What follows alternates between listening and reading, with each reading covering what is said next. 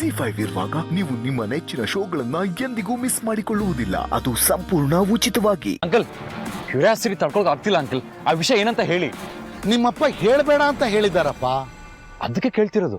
ಏನ್ ವಿಷಯ ಅಂಕಲ್? ಅಯ್ಯೋ, ನಿನ್ಗೆ ಕ್ಯೂರಿಯಾಸಿಟಿ ತಡಿಯಕ್ಕಾಗಲ್ಲ, ನನಗೆ ಸತ್ಯನ ಮುಚ್ಚಿಡಕ್ಕಾಗಲ್ಲ. ಏನ್ ಮಾಡ್ಲಿ? ಸರಿ, ಹೇಳೇ ಬಿಡ್ತೀನಿ. ಆವತ್ತು ನಿಮ್ಮಪ್ಪ ನನ್ನನ್ನ ಮನೆ ಕರೆಸಿದ್ರು. ಯಾಕೆಂದ್ರೆ ಒಂದು ಮುಖ್ಯವಾದ ವಿಷಯದ ಬಗ್ಗೆ ನಿರ್ಧಾರ ತಗೊಳ್ಳೋದಕ್ಕೆ. ಆ ನಿರ್ಧಾರದ ಫಲನೇ ಈ ಪತ್ರ.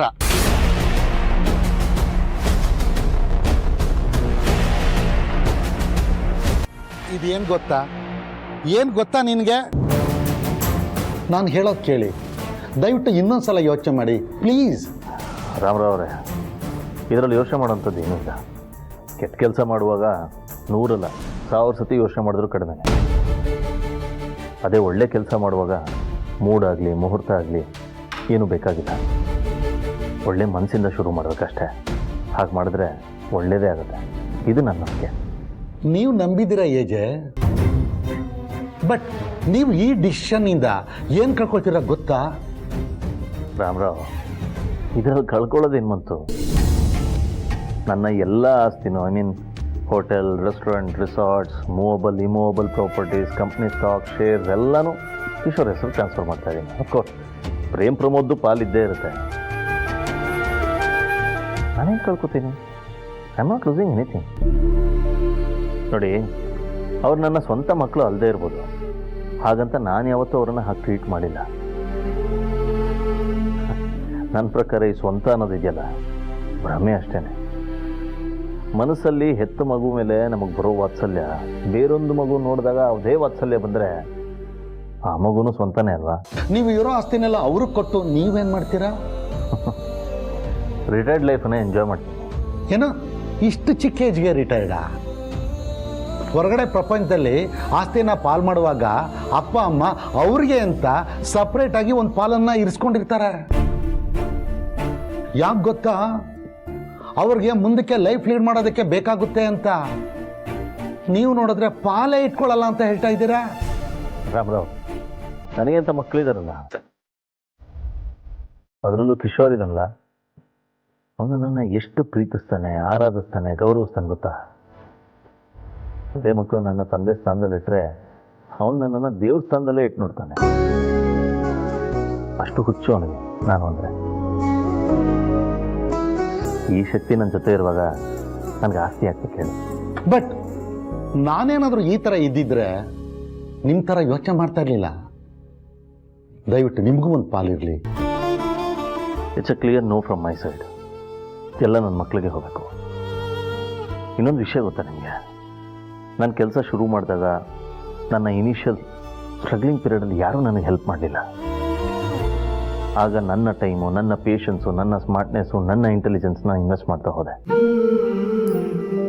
ನಿಂತ ಜಾಗದಲ್ಲೇ ಸಕ್ಸಸ್ಸು ನನ್ನ ಹೆಗಲೇರ್ತಾ ಹೋಯ್ತು. ಹಾಗೆ ಅಭಿಯಾಗಿದ್ದವನು ಏಜೆ ಆಗಿ ಈ ಸಾಮ್ರಾಜ್ಯನ ಕಟ್ಟಕ್ಕೆ ಶುರು ಮಾಡಿದ್ದು. ಇವತ್ತು ಈ ಸಾಮ್ರಾಜ್ಯ ಇಷ್ಟು ದೊಡ್ಡದಾಗಿ ಬೆಳೆದಿದೆ ಅಂದರೆ ಅದಕ್ಕೆ ನನ್ನ ಮಕ್ಕಳದು ಪಾಲಿದೆ. ಕಿಶೋರ್, ಪ್ರೇಮ್, ಪ್ರಮೋದ್, ದುರ್ಗಾ ಎಲ್ಲರೂ ಟೈಮ್ ಇನ್ವೆಸ್ಟ್ ಮಾಡಿದ್ದಾರೆ. ಬರೀ ಕೆಲಸ ಅಷ್ಟೇ ಅಲ್ಲ, ಅದಕ್ಕೆ ಕ್ರೆಡಿಟು ಎಕ್ಸ್ಪೆಕ್ಟ್ ಮಾಡದೆ ಪ್ರಾಮಾಣಿಕವಾಗಿ ಕೆಲಸ ಮಾಡಿದ್ದಾರೆ. ಒಂದು ಥ್ಯಾಂಕ್ಸ್ ಕೂಡ ಎಕ್ಸ್ಪೆಕ್ಟ್ ಮಾಡಿಲ್ಲ ನನ್ನಿಂದ. ಅದರಲ್ಲೂ ನಮ್ಮ ಕಿಶೋರ್ ಇದಲ್ಲ, ಚಿನ್ನ. ಅವನ ಹೆಂಡತಿಯಿಂದ ದೂರ ಇಟ್ಟು ನಿಮ್ಮ ಮನೆಗೋಸ್ಕರ ಅವನ ಜೀವನನೇ ತೆಗೆದ್ರು ಒಂದು ದಿನಕ್ಕೂ ನನ್ನ ಎದುರಿಗೆ ಬಂದು ಯಾಕೆ ಹೀಗೆ ಮಾಡಿದ್ರಿ ಅಂತ ಪ್ರಶ್ನೆ ಮಾಡಿಲ್ಲ. ಮೊರೋವರ್, ಈ ಸಾಮ್ರಾಜ್ಯ ಕಟ್ಟೋ ಹಾದಿಲಿ ನಾನು ಅವ್ರು ಯಾರನ್ನೂ ಮುಂದೆ ಬಿಟ್ಕೊಳ್ಳದೆ ನಾನೇ ಮುಂದೆ ನಿಂತ್ಕೊಂಡೆ.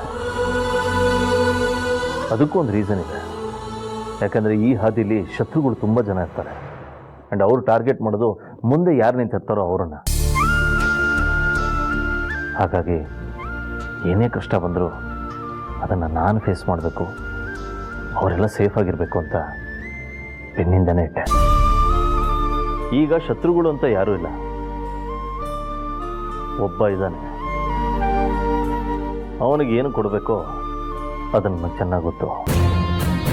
ಈ ಹಾದಿಲಿ ನನ್ನ ಪ್ರಾಣ ಹೋಗುತ್ತೆ ಅಂದರೂ ನಾನು ಒಬ್ಬನೇ ಹೋಗ್ತೀನಿ ಹೊರತು ನನ್ನ ಮಕ್ಕಳಿಗೆ ಏನೂ ಆಗೋದಕ್ಕೆ ಬಿಡೋದಿಲ್ಲ. ಹಾಗೆ ನೋಡ್ಕೋತೀನಿ. ಒಟ್ಟಿನಲ್ಲಿ ಮನೆಯಲ್ಲಿ ಸಂತೋಷವಾಗಿರ್ಬೇಕು ಅವರೆಲ್ಲರೂ. ಎಲ್ಲದಕ್ಕಿಂತ ಹೆಚ್ಚಾಗಿ ಅವರೆಲ್ಲ ಕಷ್ಟಪಟ್ಟಿದ್ದಾರೆ, ಡಿಸರ್ವಿಂಗ್ ಇದ್ದಾರೆ, ದೊಡ್ಡವರು ಆಗಿದ್ದಾರೆ. ಅದಕ್ಕೆ ಎಲ್ಲರಿಗೂ ಕೊಡ್ತಾ ಇದ್ದೀನಿ. ಅದರಲ್ಲೂ ಕಿಶೋರು ಮೊದಲೆಲ್ಲ ತುಂಬ ಕಷ್ಟಪಟ್ಟಿದ್ದಾನೆ.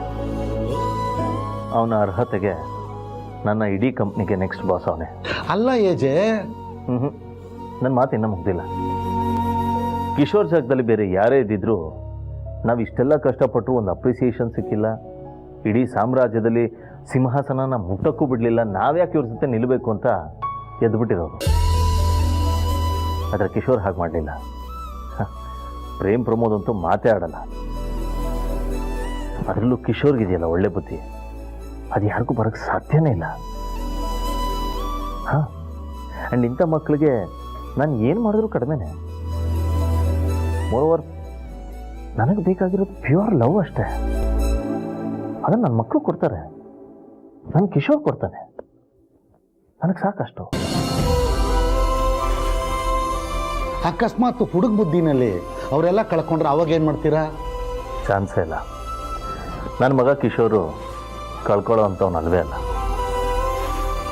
ಹಾಗೊಂದು ವೇಳೆ ಜೀವನದಲ್ಲಿ ಎಲ್ಲ ಕಳ್ಕೊಂಡು ಅವ್ರು ಕೆಳಗೆ ಬಿದ್ದು ಬೀದಿಗೆ ಬಂದರು, ನಾನು ಹೊರಪಾಗಿದ್ದೀನಿ. ನನ್ನ ದೇಹದಲ್ಲಿ ಶಕ್ತಿ ಇರೋವರೆಗೂ ದುಡಿತೀನಿ, ನನ್ನ ಮಕ್ಕಳನ್ನ ಚೆನ್ನಾಗಿ ನೋಡ್ಕೋತೀನಿ. ಚೆನ್ನಾಗಿರ್ಬೇಕು.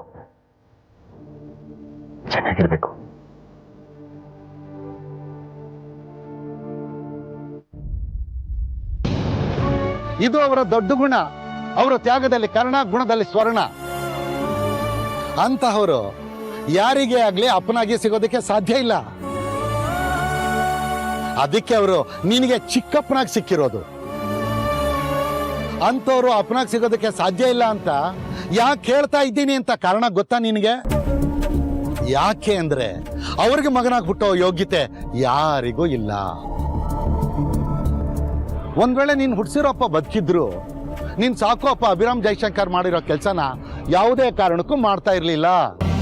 ಕೌಚ ಕೇಳಿದಾಗ ಕರ್ಣ ಒಂದ್ ಕ್ಷಣ ಯೋಚನೆ ಮಾಡ್ತಿದ್ನೋ ಇಲ್ವೋ ಗೊತ್ತಿಲ್ಲ. ಆದ್ರೆ ನಿಮ್ಮಪ್ಪ ನಿನಗೋಸ್ಕರ ಅವ್ರ ಜೀವನ ಕೇಳಿದ್ರು ಬೇಕಾದ್ರೂ ಕೊಡ್ತಾರೆ. ಅಂತ ಮಹಾನ್ ಜೀವದ ಜೊತೆ ನನ್ನ ಸ್ನೇಹ ಇದೆಯಲ್ಲ, ಅಷ್ಟೇ ಸಾಕು ಈ ಜನ್ಮಕ್ಕೆ. ನಾನು ಪುಣ್ಯ ಮಾಡಿದ್ದೀನಿ. ಅವರಿರೋ ಕಾಲದಲ್ಲಿ ನಾನಿದ್ದೀನಲ್ಲ, ಅದಕ್ಕೆ. ಅಂತಾದ್ರಲ್ಲಿ ಅವ್ರು ನಿನ್ನನ್ನು ಸಾಕಿ ಸಲಹೆ ಸಂಸ್ಕಾರ ಕೊಟ್ಟು ನಿನ್ಗಿಷ್ಟೆಲ್ಲ ಮಾಡ್ತಿದ್ದಾರೆ ಅಂದ್ರೆ ನೀನೆಷ್ಟು ಪುಣ್ಯ ಮಾಡಿರ್ಬೇಕಲ್ವಾ? ಅಪ್ಪ, ಬಾಯ್ ತಪ್ಪಿ ಎಲ್ಲಾ ವಿಷಯ ನಾನು ನಿನ್ಗೆ ಹೇಳ್ಬಿಟ್ಟಿದ್ದೀನಿ. ಆದ್ರೆ ನಿನ್ಗೇನ್ ವಿಷಯನೂ ಗೊತ್ತಿಲ್ಲ ಅನ್ನೋ ತರ ನಾಟಕ ಮಾಡೋ. ಇಲ್ಲ ಅಂದ್ರೆ ನಿಮ್ಮಪ್ಪ ನನ್ನನ್ನು ಸುಮ್ಮನೆ ಬಿಡೋದಿಲ್ಲ. ತಗೊಳಪ್ಪ ಈ ಪತ್ರನ, ನಿಮ್ಮಪ್ಪನ ಕೈ ಕೊಟ್ಬಿಡು. ನಾನ್ ಬರೋದ್ ತಪ್ಪುತ್ತೆ.